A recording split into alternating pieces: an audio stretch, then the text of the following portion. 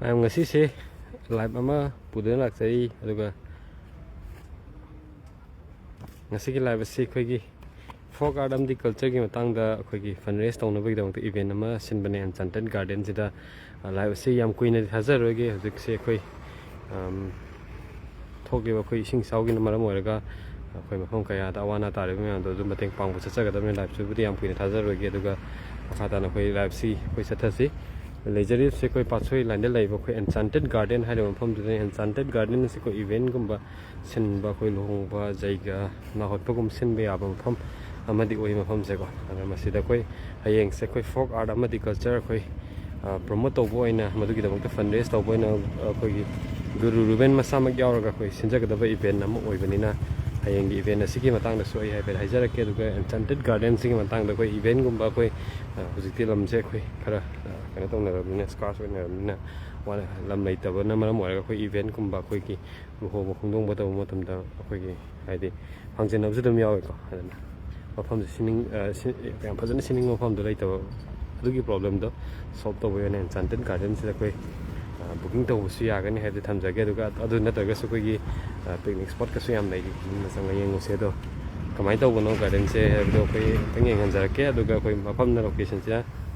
SBS Brickfield lai bidu ke na kan da dum lai re ko sigi se koi Patsoi lambi ni Patsoi ki sat gi lambi do oi de ne se gate pe de ji han ri manung de lai se ne ofun yam to ji la bi se ada yam kuina thazar ge ngase lab se ko se ko gi limited ka yen sa chaga tam ne yam kuina thada bidang ka tang tharam ka I la se lo sin ja ge to kan do am dang yeng mina se garden kamai kamai to ge ha ba dam ha da ga hayeng gi event siga ko give away ma taw jaga ni give away to sam special na 12,000 ki cái nói về đó bảo cái mà mọi người cái give away này có là cái give away nó đi yeng se đó và phong trên sau cái parking space phần này có không đây là cái gari tầm thấp là park tổ bây giờ đấy lòng cùng đông với đầm cái sân kia hay ta được xuống và không chỉ để em sắp sao không mà đi ôi cái đây này có cái uống quá sâu đi hao cái quỳ đệm này có khai lại cái sao anh phải này chứ đó sạp xem quỳ đệm này có không thấy nghe mình là sẽ cảm thấy quan trọng cái đó sige setiap pasal foto kan nama pasal ni ko ada sila ga koi ma ang bating pang sa sage ada sana wedang ko sem sa jilo jare si do hai tok saga dan gentleman gi gentle thana washroom je nan ko ko yeng ba koi washroom de ta sang ne ek ta kan to wi si ko ada sem sa le ben se le ga den ma cham de le ko ada ma so hum ji de koi photo su do lak pa tum pa do ma le ko da hayeng lo hong bo khot pa do ma tam de dum chính là ngoài ní sẽ cho tôi cái ta cái gì cả cái sao đấy cái sắc dao này thậm chí vào xuống này có thế nào nó phai vào xuống này làm phải cho nó play cả nan vào cái play mình ai western gì này sẽ có được cả xí xí nó tới này phải nó tàu western rồi lấy đấy được cả thông hàng nhà được cái gì thay hàng nhà thì gì western gì đấy vậy không điểm nào 26 ai na hai ta bai da so lon bai da man taw mi gen ha pa zabum su le le ko ada event je kai no yeng si ko ada mafam se koi picnic ki dam ta koi booking tor su ya dia ba jan ado kala bai da picnic spot oi no hai ladies ki ai gentleman no mi sang ja ge ko si ladies ki washroom nei de nan da ma le yeng ma su ga si sina koi ki event sin ba ma dum oya ni ko sa mayam dum khan bi do kai ta kai ta ya ni do garden si sem ba ko dangai di si sem ba di na pi ko ma diam pa ga ping sing dum noi hai ta nung dang da ki di vibe ba evening vibe ba ma lai ka dong ma le oh hey cái nó hai ta ko ma pan nam di la ka du hong bo ko dum lai na adu ki su direct booking to ya do ma le ko si da ko nu pa mi sa ba nu pi mi sa ba zum ya do ma le oh som di khar lo shan tri ko shala ni si bu di koi booking to ka lo shan de si ka se nam bhajan dum sai ko bro kadai tu hai si se Enchanted garden hai ba pa de ne do friends give away game tang notification am ta to se game ko Enchanted garden na Instagram da dai bene ko ada sang biro give away alert nam le mon san de bhajan lo shan de ko sen tar ga de si lo shala ni fan sem shala ni ga yang ngai na Siti album mun nam yani ai pasaka puto ga ꯅꯝꯃꯁꯤꯔ ꯈꯪꯗꯦꯅꯦ ꯍꯦꯔꯣꯏꯟꯒ ꯃꯁꯛ ꯐꯖꯕ ꯑꯃ ꯇꯧꯔꯒ ꯑꯊꯤꯕ ꯑꯩꯒ hero ꯀꯨꯝꯃꯒ bro ꯀꯗꯥꯏꯗꯅꯣ ꯍꯥꯏꯀꯣ ꯁꯤꯒꯤꯁꯦ ꯑꯩꯈꯣꯏ HBSꯀꯤ ꯕ꯭ꯔꯤꯛꯐꯤꯜꯒꯤ ꯍꯦꯛ ꯅꯥꯀꯟꯗ ꯑꯗꯨꯝ ꯂꯩꯔꯦ ꯁꯤꯒꯤꯁꯦ ꯑꯩꯈꯣই ꯄꯥꯠꯁꯣꯏ ꯂꯝꯕꯤꯗ ꯄꯥꯠꯁꯣꯏ ꯂꯝꯕꯤ ꯍꯦꯛ ꯅꯥꯀꯟꯗꯀꯣ ꯁꯨꯃꯥꯏꯅ ꯑꯋꯥꯡꯕ ꯕꯤꯜꯗꯤꯡ ꯑꯃ ꯍꯟꯗꯛ ꯁꯥꯔ ꯅꯧꯅꯀꯣ ꯑꯗꯨꯒꯤ ꯃꯅꯥꯛꯇ ꯂꯩ ꯌꯥꯝ ꯐꯖꯩꯗꯣ ꯄꯨꯔꯥ ꯊꯤꯝꯁꯦ ꯑꯩꯈꯣꯏ ꯀꯩꯅꯣ ꯑꯣꯏꯀꯣ ꯑꯩꯈꯣꯏꯒꯤ ꯑꯉꯧꯕ ꯃꯆꯨ ꯉꯥꯛꯇ ꯑꯣꯏꯔꯒ ꯑꯩꯅ ꯌꯥꯝ ꯄꯥꯝꯖꯕ ꯀꯂꯔꯁꯨ ꯑꯣꯏꯔꯒ ꯊꯤꯝꯁꯦ ꯌꯥꯝ ꯐꯖꯩ ꯑꯗꯒꯤ ꯁꯤꯁꯨ ꯄꯤꯛꯅꯤꯛ ꯇꯧꯕ ꯌꯥꯕꯒꯤ ꯑꯩꯈꯣꯏ ꯒ꯭ꯌꯥꯁ ꯄꯤꯔꯅꯤ ꯑꯩꯈꯣꯏ ꯐꯣꯟ ꯄꯤꯔꯅꯤ ꯃꯗꯨꯒꯤ ꯆꯥꯔꯖꯦꯁ ꯄꯤꯔꯒ ꯑꯗꯨꯝ ꯄꯤꯛꯅꯤꯛ ꯁ꯭ꯄꯣꯠ ꯑꯣꯏꯇꯥꯔꯁꯨ ꯑꯗꯨꯝ ꯌꯥꯏꯀꯣ ꯑꯗꯨꯒ ꯏꯁꯤꯡꯁꯨ ꯁꯤꯁꯤ ꯏꯁꯤꯡ ꯂꯩꯇꯅꯤ ꯇꯥꯕ꯭ꯔꯤꯡꯁꯤ ꯏꯁꯤꯡ ꯇꯥꯏ ꯀꯣꯟ ꯐꯦꯡꯕ ꯈꯣꯠꯄ ꯂꯣꯏ ꯌꯥꯔꯦꯗ ꯄꯤꯛꯅꯤꯛꯀꯤꯗꯤ ꯌꯥꯝ ꯅꯨꯡꯉꯥꯏꯔꯅꯤꯀꯣ ꯂꯥꯛꯑꯒ 이신기도 많이 가요 이들아. 내 값은 쇼핑 볼때 cái gas tới cái đôi pin nhiều vậy. Sih cái đây đây có. Ada hay cái event cái event nằm từng sẽ fundraise event budi hoy ni masih có. Mana di itu khang ni koi cái Instagram cái koi sida Enchanted garden cái link amma koi sida yawaram ni ko. Dum hay option jar ke pin dab jar ke ko. In this comment pin nam tau bane madu da sanga ko. Giveaway.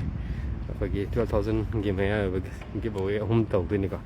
Price home like any music cái giveaway ni si hay cái event cái matang doi ni isai jar ni musical evening hum su we ni ko guru ben nhau tu ni rồi cái xin cái tao voi ni na yang ni si azai hay di furniture style cái si so cái ngor ko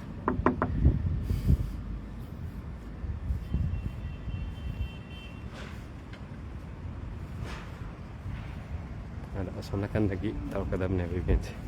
si thamam lai dek koนี่ก็พลาผมจะทำไปอันนี้ให้เกิน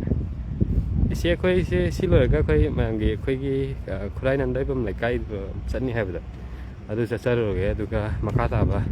มาผมมันนี่ผมให้เรียบก็แคทรีก็ให้เสียสินตาอะดูกี่ตัวสัตว์ปะกี้ดูค่อยยามบะสนาตรงบะมาก็ตัวลากก็ตัวบนนี้สิก็ให้ยังอีเวนต์เช่นตั้งยังสิก็ค่อยอีเวนต์สิเลยเสียค่อยกี่folk art and culture support to boy na fundraise to begini ko aduga khoi gi masidagi lebak pu khoi paisa sing hai tare ko paisa kara to khoi gi handaki chau thok i basida khoi gi awana tar ma yam se ju khoi gi mateng oina ba khara hapse gi na ko organization hai bi dai ado kai giveaway nom thinking si hoje khoi link am hapsa ba link tu da sanga khoi mi home mention to bi da ni da giveaway si saruk ya na ba ko app am tar ka khoi app tu na khoi group kano ni kan ni winner hom kan ni ko winner sing do khoi sigi ticket cham kind of price pi de ni houseful da 5 lakhs ai ni ga second houseful da gi du tang khai le na da ga line ngai na 50,000 nei ba du mai na khoi house ai da ko fundraise ke ma tau ga ni ko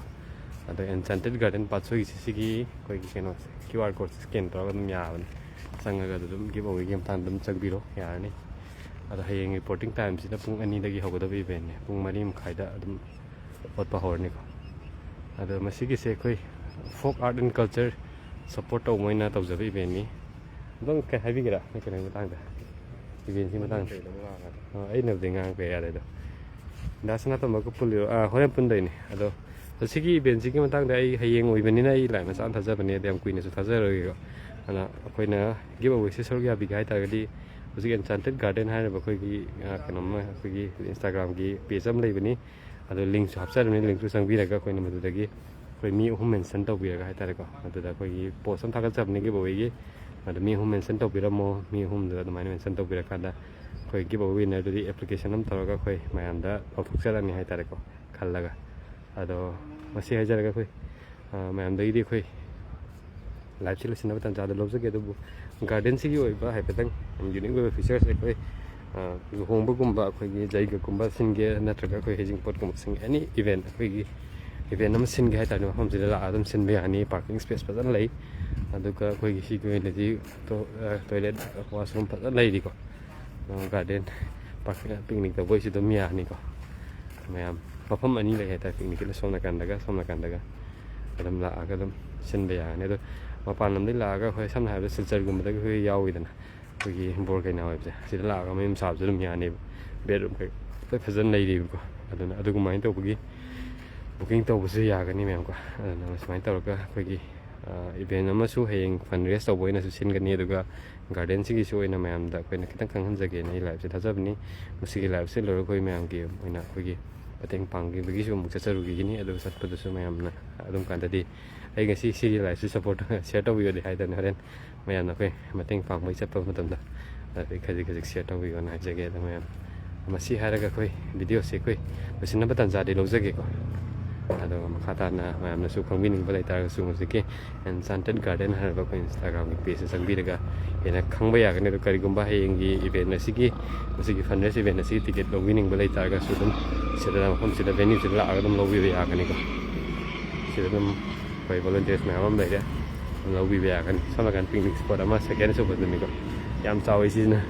ꯈꯨꯆꯥꯎ ꯑꯃ ꯆꯥꯎꯋꯤ ꯁ꯭ꯇꯣꯞꯀꯁꯨ ꯃꯌꯥꯝ ꯂꯩꯒꯦ ꯑꯆꯧ ꯑꯆꯧꯕ ꯃꯌꯥꯝ ꯂꯩꯔꯦ ꯁꯤꯗ ꯑꯩꯈꯣꯏ ꯒ꯭ꯌꯥꯁ ꯒ꯭ꯌꯥꯁꯁꯨ ꯂꯩꯔꯦꯀꯣ ꯑꯆꯧ ꯑꯆꯧꯕꯁꯨ ꯂꯩꯔꯦ ꯌꯥꯝ ꯐꯖꯅ ꯏꯚꯦꯟꯠꯀꯨꯝꯕ ꯏꯚꯦꯟꯠꯇ ꯅꯠꯇ꯭ꯔꯒ ꯑꯩꯈꯣꯏ ꯄꯤꯛꯅꯤꯛꯀꯤ ꯁ꯭ꯄꯣꯠ ꯐꯖꯅ ꯁꯤꯟꯕ ꯌꯥꯔꯅꯤ ꯍꯥꯏꯇꯥꯔꯦ ꯒ꯭ꯌꯥꯁꯁꯨ 3 ꯄꯥꯟꯕꯤꯒ ꯂꯩ